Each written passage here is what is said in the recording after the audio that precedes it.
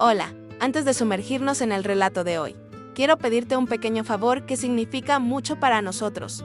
Si te gustan nuestras historias, por favor, suscríbete al canal. Estamos muy cerca de nuestra meta de 1000 suscriptores y con tu ayuda podemos lograrlo. No olvides dejar tu like y contarnos tu propia historia en los comentarios o desde qué parte del mundo nos estás viendo. Tu interacción es lo que mantiene viva esta comunidad. Ahora, vamos con la historia. No sé muy bien por qué estoy escribiendo esto ahora. Quizás porque el silencio se vuelve demasiado pesado por las noches, o porque necesito que alguien, en algún lugar, sepa que esta historia existió. Que fue real. Mi terapeuta dice que poner las cosas en palabras ayuda. No le creo del todo, pero aquí estoy. Todo se resumo un día. Un martes. Odio los martes desde entonces. Era un día gris en Florianópolis, de esos, en los que el cielo parece una tapa de cemento sobre la ciudad y la humedad se te pega a la piel. Para mí, era un día perfecto. Me gustaban los días así porque no me exigían sonreír.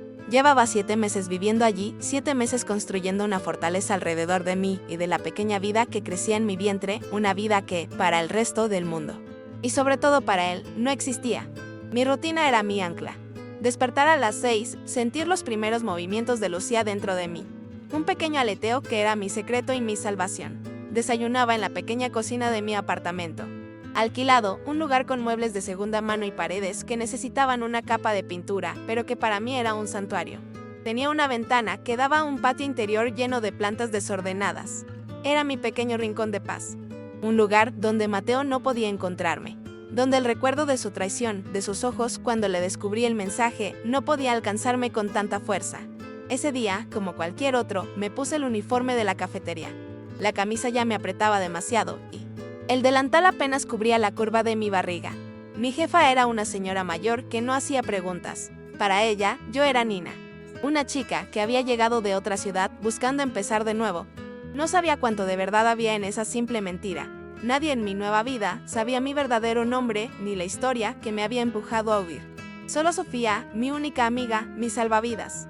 La conocí en una de las primeras consultas prenatales. Ella también estaba sola y nos unimos en esa soledad compartida. Fue la única a la que le conté todo. La única que sabía que le había dicho a Mateo que había perdido a nuestro bebé. Llegué a la cafetería y el olor a café recién hecho y a pasteles calientes me envolvió como siempre. Era un abrazo anónimo y seguro.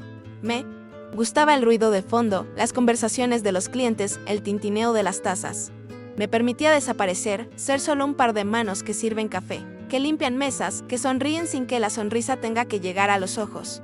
El trabajo era duro, sobre todo en el último trimestre. Me dolía la espalda, los pies se me hinchaban y a veces sentía un cansancio tan profundo que creía que podría dormirme de pie, pero lo necesitaba. Necesitaba el agotamiento físico para no pensar, para mantener a raya los fantasmas. La mañana pasó lenta, sin incidentes. Atendí a turistas, a estudiantes, a oficinistas apurados. Cada cliente era una distracción bienvenida. A la hora del almuerzo, el local se calmó un poco. Me senté en un taburete detrás del mostrador con la excusa de limpiar unos cubiertos, solo para darle un respiro a mi espalda. Apoyé una mano sobre mi vientre y sentí a Lucía moverse, una patadita suave como un recordatorio. Estoy aquí contigo, parecía decirme, y yo le respondía en silencio, con una caricia. Todo esto es por ti, para que nunca conozcas esa versión de tu padre, la que me rompió, para que tu mundo sea seguro. Eran poco más de las 3 de la tarde. Recuerdo la hora exacta porque miré el reloj. Justo antes de que la campanilla de la puerta sonara. Era un sonido al que estaba tan acostumbrada que normalmente ni lo registraba, pero esa vez fue diferente. Fue como un disparo en medio del silencio. No sé por qué, pero levanté la vista, y entonces lo vi. El tiempo no se detuvo como dicen en las películas. Se rompió, se hizo 1000 pedazos. Mateo estaba allí, de pie, justo al lado de la puerta, mirando el menú de la pared como si fuera un cliente más. Llevaba un traje que no le había visto. Nunca, más formal, más oscuro. Se había cortado el pelo. Parecía más delgado, pero era él. No había ninguna duda. Era la misma forma de inclinar la cabeza, los mismos hombros anchos, la misma sombra de barba incipiente. Mi primer pensamiento fue una negación visceral. No puede ser. Es imposible. Es mi mente, jugándome una mala pasada. He pensado tanto en él, en el miedo a que me encuentre, que ahora lo estoy alucinando. Parpadeé esperando que la imagen desapareciera, pero no lo hizo. Siguió. Allí tan real y tan sólido que me robó el aire de los pulmones. Sentí que el suelo se abría bajo mis pies. Mi corazón empezó a latir con una violencia que me dolió en el pecho. Un tambor desbocado que ahogaba cualquier otro sonido. Las manos me empezaron a temblar tanto que tuve que agarrarme al borde del mostrador para no caerme. Él todavía no me había visto. Estaba de espaldas a mí, concentrado en su elección. Y en ese breve instante, una parte cobarde de mí solo quería correr, esconderme en el almacén, salir por la puerta de atrás, desaparecer. Pero estaba paralizada, congelada en mi sitio, con los ojos clavados en su espalda. Era como ver a un fantasma que tenía el poder de destruir el frágil mundo que había construido con tanto esfuerzo. Entonces se giró, lentamente. Sus ojos recorrieron el local, buscando una mesa libre, supongo. Pasaron por encima de mí, sin reconocerme al principio, y por un segundo, un estúpido segundo, sentí un alivio irracional. Quizás no me reconozca. Con el pelo recogido, el uniforme, la barriga, soy otra persona. Pero era una esperanza inútil. Sus ojos volvieron a pasar por el mostrador. Y esta vez se detuvieron. Se clavaron en los míos. El mundo entero colapsó en ese instante. Vi la confusión en su cara, seguida de una incredulidad total, y luego, el reconocimiento. Sus ojos se abrieron de par en par, la boca se le entreabrió ligeramente. Vi sus labios moverse, formando mi nombre, aunque ningún sonido me llegaba. Era como si estuviéramos en una burbuja de silencio, solo él y yo, en medio de una cafetería llena de gente que no tenía ni idea del drama que se estaba desarrollando. Y entonces su mirada bajó lentamente desde mis ojos hasta mi vientre, hasta la prueba innegable, redonda y prominente de mi mentira. Vi el momento exacto en que comprendió. La sangre abandonó su rostro, se quedó pálido, casi gris. El shock en sus ojos fue tan profundo, tan absoluto, que sentí como si me hubieran golpeado. No había rabia, no había acusación, solo una conmoción pura y devastadora. Todo mi cuerpo reaccionó antes que mi cerebro. La bandeja que tenía en la mano se me resbaló, cayendo al suelo con un estruendo metálico que hizo que varias cabezas se giraran hacia nosotros. No me importó. Di un paso atrás, tropezando, y me giré bruscamente, corriendo hacia la trastienda sin pensar. Mi compañero, un chico joven llamado Lucas, me miró asustado. Le balbuceé algo sobre sentirme mal, sobre necesitar aire, y me enterré en el pequeño baño del personal. Apoyé la espalda en la puerta como si eso pudiera mantenerlo a él y a la realidad. Fuera, me temblaba todo el cuerpo. Las náuseas me subieron por la garganta. Me miré en el pequeño espejo agrietado que había sobre el lavabo. Estaba pálida, con los ojos desorbitados por el pánico, y mis manos, instintivamente, estaban protegiendo mi vientre, protegiendo a Lucía. Me había encontrado. De todas las ciudades, de todas las cafeterías, de todos los lugares del mundo, había entrado precisamente en la mía. La probabilidad era tan remota que parecía una broma cruel del destino. ¿Qué hacía él aquí? ¿Cómo? ¿Me estaba buscando? La paranoia me invadió. ¿Había contratado a alguien? ¿Había seguido mis pasos? O, lo que era peor, ¿había sido solo una casualidad? Una casualidad que lo cambiaba todo. Mi mentira estaba expuesta. La fortaleza que había construido se había derrumbado. Ya no había escapatoria. Él lo sabía. Sabía que nuestro bebé estaba vivo. Sabía que le había mentido de la forma más cruel posible. ¿Y ahora qué? ¿Gritaría? ¿Exigiría explicaciones? ¿Intentaría quitarme a mi hija? El terror me atenazó. Frío y afilado. El hombre, al que una vez amé con locura, se había convertido en mi mayor miedo. Saqué el móvil del bolsillo del delantal con los dedos torpes. Marqué el número de Sofía. Respondió al segundo tono. Su voz tranquila al otro lado de la línea fue como un salvavidas en medio del océano. No pude hablar al principio, solo sollozar. Ella esperó, paciente. Su voz me llegó llena de preocupación, preguntándome qué había pasado, por qué sonaba así. Y entonces las palabras salieron de mi boca. Atropelladas, ahogadas por el pánico, me ha encontrado. Sofía está aquí. Mateo está en la cafetería. El silencio al otro lado de la línea duró solo un segundo, pero se sintió como una eternidad. Podía oír la respiración de Sofía y luego su voz, firme, anclándome a la realidad. Me dijo que me quedara donde estaba, que no saliera del baño por nada del mundo. Iba a dejar lo que estaba haciendo y vendría a buscarme. Me pidió que le describiera el coche de Mateo por si lo veía afuera. Le di los detalles, aunque mi mente era un caos. Luego me hizo prometer que no saldría hasta que ella me llamara. Colgó y me quedé sola de nuevo, en el silencio del pequeño baño, con el zumbido de mi propio pánico en los oídos. Cada minuto era una tortura. ¿Seguía él ahí fuera? ¿Estaría sentado en una mesa, esperándome como si nada? ¿O estaría preguntando por mí? La sola idea me revolvía el estómago. Me imaginé a Lucas, mi compañero, diciéndole que Nina se había sentido mal, ¿Le daría mi nombre falso? ¿Le diría algo? Mi mente creaba 1000 escenarios, cada uno peor que el anterior. Apoyé la frente en la puerta fría, respirando hondo, intentando calmar el temblor de mis manos. Lucía se movió dentro de mí, una patada fuerte, casi dolorosa, como si sintiera mi angustia. Tranquila, mi amor, susurré con la voz rota. Mamá te va a proteger, pero ni yo. Misma me creía mis palabras en ese momento. Pasaron 20 minutos que parecieron 20 horas. Finalmente, mi móvil vibró. Era Sofía. Me dijo que estaba en el callejón de atrás, junto a la puerta de servicio, que no había visto el coche de Mateo por la entrada principal, pero que no me arriesgara. Me indicó que saliera con cuidado, que ella me estaría esperando. Salir del baño fue uno de los actos más difíciles de mi vida. Cada paso por el pasillo del almacén resonaba en mis oídos. Le dije a Lucas que necesitaba ir al médico, que mi jefa ya estaba avisada. Él asintió, con cara de preocupación, sin hacer preguntas. Le di las gracias en un susurro y prácticamente corrí hacia la puerta trasera. El aire fresco del callejón me golpeó la cara, pero no me alivió. Me sentía como una fugitiva. Vi el coche de Sofía y corrí hacia él. Abrí la puerta y me derrumbé en el asiento del copiloto, jadeando. Ella no dijo nada, solo arrancó el coche y nos alejamos de allí. No miré atrás, no podía. Tenía demasiado miedo de ver su figura en la puerta de la cafetería mirándome. El viaje a casa fue silencioso. Yo miraba por la ventana, viendo pasar la ciudad sin registrar nada. Las lágrimas caían por mis mejillas sin que yo hiciera ningún esfuerzo por detenerlas. Eran lágrimas de pánico, de rabia, de una tristeza infinita por haber perdido mi pequeño santuario. Sofía puso su mano sobre la mía. Fue un gesto simple, pero significó el mundo.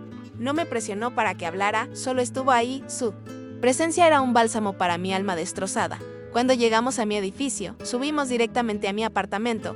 Cerré la puerta con llave y eché el cerrojo. Corrí las cortinas. Me senté en el sofá, abrazando mis rodillas, temblando. Mi hogar, mi refugio. De repente se sentía como una jaula. Él sabía dónde trabajaba. Si sabía eso, no tardaría en encontrar dónde vivía. Solo era cuestión de tiempo. Sofía preparó un té de manzanilla que no pude probar. Se sentó a mi lado y esperó. Finalmente, le conté todo. La forma en que entró, la mirada en sus ojos, el momento exacto en que supo la verdad. Lloré mientras hablaba, una vez más, desahogando el miedo que me consumía. Ella me escuchaba, asintiendo. Su rostro lleno de una compasión que me rompía el corazón. Me sentía tan culpable. Culpable por haberle mentido a él, sí, pero sobre todo, culpable por haber traído este caos a la vida de mi hija antes incluso de que naciera. Se suponía que debía protegerla y había fracasado. Las horas siguientes fueron una agonía.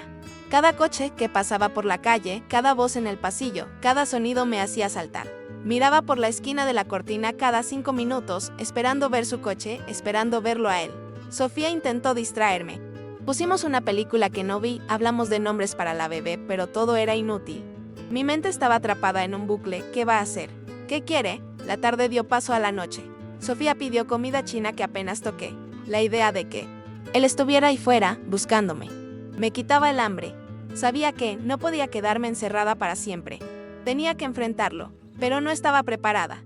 No creía ser lo suficientemente fuerte. El hombre que vi en la cafetería no parecía el mismo que recordaba.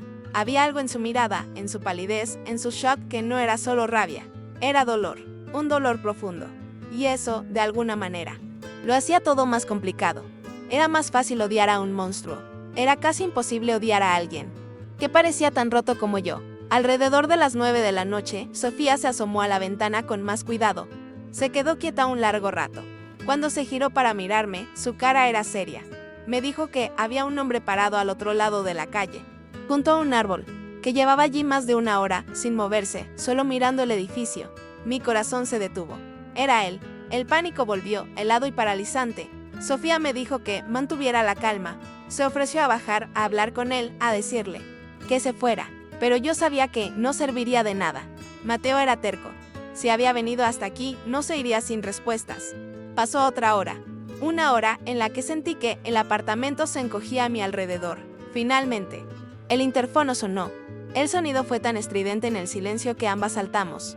Sofía fue a responder. Escuché su voz, firme, preguntando quién era. Y luego, la voz de él, distorsionada por el aparato, pero inconfundible, pidiendo hablar conmigo. Sofía le dijo que no era un buen momento, que yo no estaba bien. Escuché a Mateo insistir. Su voz sonaba extraña, no era exigente, era suplicante. Le dijo que no se iría, que esperaría toda la noche si era necesario, pero que necesitaba verme. Sofía me miró, preguntándome con la mirada qué hacer. Negué con la cabeza, aterrorizada. Pero una parte de mí sabía que esto era inevitable. Retrasarlo solo prolongaría la agonía. Finalmente, suspiré, derrotada. Le dije a Sofía que lo dejara subir, pero le puse una condición. Le pedí a ella que se quedara, que no me dejara sola con él. Ella sintió, apretando mi mano en señal de apoyo. Escuché sus pasos subiendo por la escalera. Cada paso era un golpe en mi pecho. Y entonces llamaron a la puerta. Unos golpes suaves, vacilantes. Nada que ver con la forma impaciente en que solía llamar. Sofía abrió la puerta. Y allí estaba él, en el umbral de mi santuario. Parecía agotado. Tenía ojeras, la ropa arrugada. Cuando sus ojos se encontraron con los míos, vi un universo de emociones que no pude descifrar, dolor, culpa, confusión y algo más, algo que parecía una desesperación silenciosa. Entró despacio, como si tuviera miedo de asustar a un animal herido. Se quedó de pie en medio de la pequeña sala, sin saber qué hacer con las manos. Sofía se quedó cerca de la puerta, una guardiana silenciosa. El silencio era tan denso que se podía cortar con un cuchillo. Lo rompí yo, mi voz apenas un susurro. Quería saber qué hacía aquí, cómo me había encontrado. Me explicó con la voz baja y ronca que había sido una casualidad, un viaje de trabajo, que nunca imaginó. Su voz se quebró. No vino a gritar ni a exigir. Su postura entera era de derrota. Me miró, y su mirada volvió a bajar a mi vientre. Vi sus ojos llenarse de lágrimas. Murmuró mi nombre y luego preguntó por qué le había mentido. Y en ese momento todo el miedo se transformó en una tristeza profunda y antigua. Le dije la verdad, no toda la verdad de mis sentimientos, pero sí la verdad de mis miedos.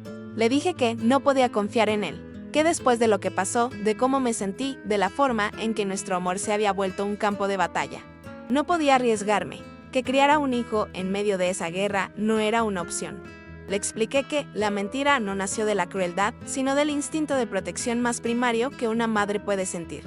No me defendí, no lo ataqué, solo expuse mi herida con una calma que no sabía que poseía. Él escuchó todo sin interrumpir, asintiendo a veces, con las lágrimas cayendo por su rostro sin que él hiciera ningún esfuerzo por ocultarlas. Cuando terminé de hablar, se quedó en silencio un largo rato, y entonces dijo las palabras que lo cambiaron todo de nuevo.